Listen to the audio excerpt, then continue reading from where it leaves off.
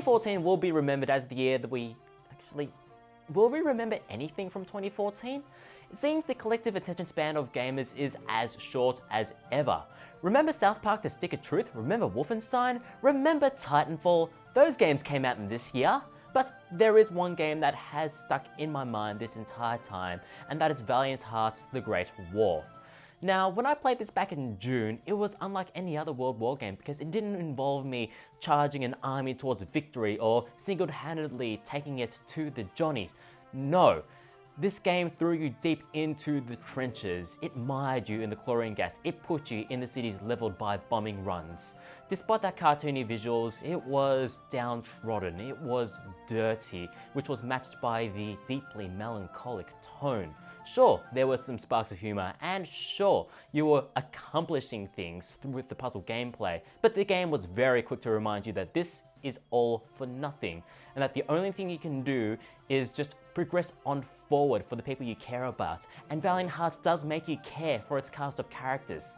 I'm glad the credits went on forever as Ubisoft credits do, because I needed all that time to process and to just recover from the final emotional gut punch.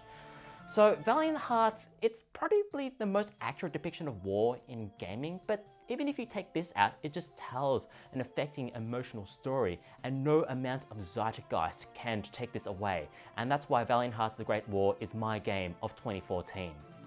So we're at the end of another year, and it's been a weird year for video games. Like you weren't expecting so many games to be as good as they were, and as many games to be as bad or as broken as they were. And you had things like, say, PT, which to me is just like, yeah, it's a demo, but it's like, holy crap, this is probably one of the best horror experiences I've played in years. Then you have things like Alien Isolation, where, holy crap, they made a really good Alien game. I could not ever say that. And then you had also things like Bayonetta 2, Monument Valley, Mario Kart 8, like all these games which some you expected to be really good and some just completely took you out of the water. But screw it, Game of the Year, Wolfenstein: The New Order. I mentioned why back in our Game of the Year, Game of the Half Year episode. It's on Blip, it's on YouTube, it's on our Facebook, it's on Blip, it's everywhere. So for more detail, go check it out there. But again, really great shooting, really great stealth mechanics, really great world building, really great moments of quiet. We don't shoot anything. It's really refreshing in a shooter like this. Honestly, Wolfenstein: The New Order, Game of the Year, Game of the Half Year, Game of the Forever even. Not really, but still. Game of the Year 2014 for me, Wolfenstein: The New Order. Well, the Game of the Year this year, I'm going to start with 3 nominations for it, runners-up, and it's these 3. Mario Kart 8, Smash Brothers, and Donkey Kong Tropical Freeze. If you had a Wii U this year, you were blessed with great games. The Wii U at the moment is going through a really good patch, and Mario Kart 8, wonderful imagination. Super Smash Brothers, it's a Super Smash Brothers game, done really, really well. And Donkey Kong Tropical Freeze is a really, really fun platformer. An honourable mention to Bayonetta. It's spectacular. It really, visually and just how it looks is just amazing. So the Wii U looks really at its peak with that game. But my Game of the Year, and EA get a bit of a bad rap for a lot of things they do, but Garden Warfare. Not just because it's a fantastic game, but some of the DLC has introduced new game modes, new characters, new maps, and it's all been free. EA are just giving away some of the best stuff with this. So Garden Warfare for me, easily the best game. Great for kids, great for families to play together. Online, you can still get good little communities of kids playing it. They're all very happy and friendly. They haven't been spoiled yet by that stuff. So Garden Warfare for me, easily Game of the Year. Hi, and I want to talk about how I was really disappointed in the games this year. I had high hopes. I loved Lords of Shadow, Castlevania Lords of Shadow about 5 years before, and I had really high hopes for the new one, and it really let me down. Castlevania Lords of Shadow 2 was such a disappointment. Some of the game was good, but the things they added to it really let the whole package down. Also, I had high hopes for the new Transformers game. The ones before, War of Cybertron, Fall of Cybertron, were really good. Then they changed developers, and then they shoehorned some of the movie elements and parts of the movie into the game and really let the whole game down. And so I was left really disappointed with the games this year. There was nothing new that made me want to buy an Xbox One or a PS4. The highlight of my year was actually a B-grade game, which was Earth Defense Force 2025. I had so much fun with that game, and fun is what gaming is all about, and other games really let me down, and I had no fun with them. Now with 2014, I actually believe that it was a year much better than people give it credit for. Tons of awesome games, and some of them reached my Game of the Year. So in particular, Bayonetta 2, everyone loves it, but that surprisingly it actually wasn't my Game of the Year. Instead, it goes to my Game of the Half Year, Metal Gear Solid 5 Ground Zeroes. What can I say? It's still a brilliant game after coming out in March, and I thought with a bit of time I'd be a bit more critical of it. Still haven't. It's a game that I've just revisited time and time again. I know that length is a bit of an issue with some people, but I've managed to get about 60, 70 hours out of it in different platforms. So there you go, guys. It runs particularly well, looks absolutely gorgeous.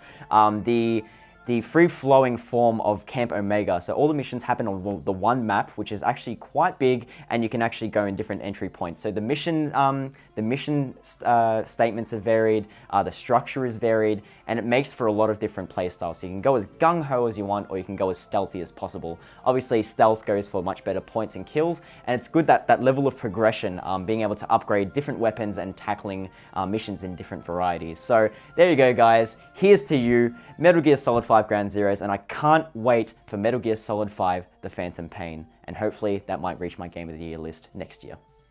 So while there were some really good epic games that came out this year, I actually found myself playing a lot more smaller games, a lot of 3DS games this year, more so than necessarily some of the really long kind of console release titles. So I found myself really enjoying even like Kirby's 3D. That was really fun, mainly because it had the Kirby Fighters. I really enjoyed that. I played a lot of Pokemon this year, although I haven't really delved into the new Pokemon games. I just enjoyed X and Y so much from last year. But I think my Game of the Year simply has to be Super Smash Bros. And this is where I'm a little bit torn between Smash Bros. For 3DS and Smash Bros. For Wii. Smash Bros. For 3DS did work really nicely. I thought, even though it was on a portable console, I found it was just fun to play. Plus, it came out while I was in Japan, so being able to play it in Japan, being able to play it and just see this excitement really building up for it was kind of added to that as well. However, the multiplayer, real-life multiplayer aspect struggled because to me, Smash Brothers is a social game. So I think it'll have to be Smash Brothers for Wii U, simply because to play this, I have to be on a couch with friends, or at least I choose to always play it multiplayer on a couch with friends.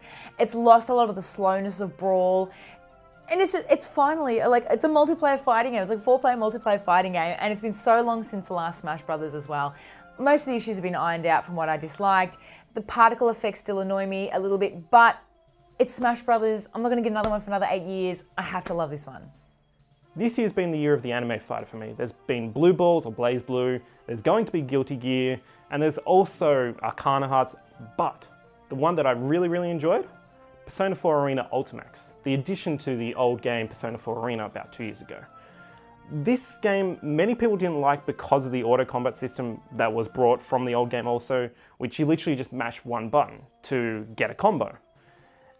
I really enjoyed this system because it just makes it easier to jump into the game, and it also, you can learn your more pacing and your timings and your spacing even. That said, once you get deeper into this game, there's so much there. There's, your focus attacks, the persona attacks, your massive combos you can do, and your super meter. There's just so much there for a more advanced player that it's a really good game. So, both kind of parties can play. Like people that just want to jump into fun and people that want to really get deep into the game. There is a lot there. Also, music, fantastic. Like mostly grabbed from some of the older games, Persona 3, Persona 4, but there's also some remix tracks in there. Oh man, I just love the music. And the art style, it's just brilliant. I really enjoy this game. It's one of those games that I think is really accessible for every person out there. Really just one of the best fighting games for me. That's why it's my Game of the Year. Well, 2014 has been a bit interesting for me. Usually I'm always picking up every big release game, playing them all through, but there's been a few disappointments this year. Like Civ, I'm still trying to get onto in December. They've just patched it 2 months down the track, so eventually I will be able to play this game, and a few others, and just I think there's been a few good games like Stick of Truth earlier in the year. That was fantastic. That was my game of the half year. But in terms of hours played, I have to give it to World of Warcraft, Warlords of Draenor, because, well, it's, as an addict, I'm Tim, I'm an addict of World of Warcraft. the new expansion does add a lot to the game, and certainly playing it through, I feel that every aspect of the game has really been improved on and really looked at by the team, and just thinking, how does this improve solo play? How does it improve matchmaking? And as well as the Australian servers, I just can't fault it at the moment. And I'm just playing so many hours of this expansion, and it's far more than anything else I've played this year other than Dota 2. So in the end, I do have to give it to Warlords of Draenor. Now, 2014, if anything, has been a year of, I don't know, a plateau maybe. We've had lots of great games year on year, and then we've got to 2014, it's like, everything's okay. There's been a lot of good games this year. There hasn't been quite, the few standouts that there have been in previous years, but that's not to say there haven't been some great games coming out. Far Cry 4, for example, fantastic game. Bayonetta 2, fantastic game. And probably my pick, if I'm allowed to, and I don't think I am, but if I'm not, I'll just default to Bayonetta. GTA 5 HD completely changes the game. First person makes you so much more immersed in it. Doesn't make me want to commit sexual violence, funnily enough, but it does make you just feel so much more about what the game's about. However, I think it would be very remiss of me to not mention one of my favorites of the year, and that is Earth Defense Force 2025. My God, I enjoy that game so much, and the new edition's been absolutely fantastic. And not to mention, there's a new version coming out where you get to play as a giant robot that beats up basically Godzilla. Like, if you ever said to me, what do you want out of video games? That's what I want out of video games. Just do that. So, honorable mention for 2025, but got to be GTAV, and if I'm not allowed to say GTAV, then I'll say Bayonetta. But you know what you should do? You should buy a Wii U, because that's the one that's really rocking it with the games at the moment. Smash, Bayonetta, Mario Kart, Hyrule Warriors. Buy a damn Wii U. No, just, well, don't turn off the show, but just go buy a Wii U.